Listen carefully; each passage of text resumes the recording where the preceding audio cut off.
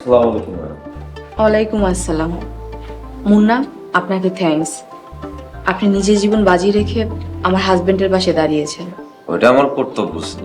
দুঃসময় যে চাকর তার মহাজনের পাশে না দাঁড়ায় সে তো নিমক খারাপ।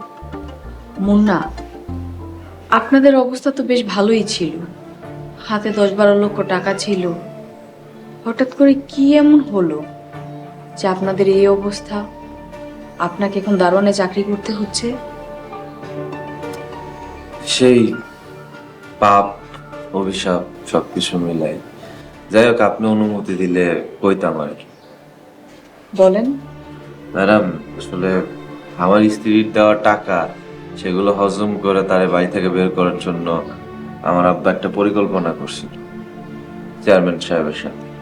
কিন্তু পরিকল্পনার পরে আব্বা তো সরল মনের ছিল।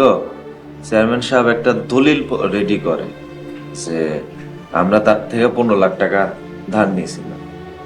পরবর্তীতে সে বিভিন্ন ছল চাতুরিতে আমরা বউরে বের করে দিই। বের করে দেওয়ার পর সব টাকা আত্মসাৎ করে ফেলি। কিন্তু এরপরে চেয়ারম্যান কাকা আব্বারে বলে যে ওই দলিলের ক্ষমতায় যে টাকা না দিলে বাড়িঘর দোকানপাট সে সবকিছু রেখা দিবে।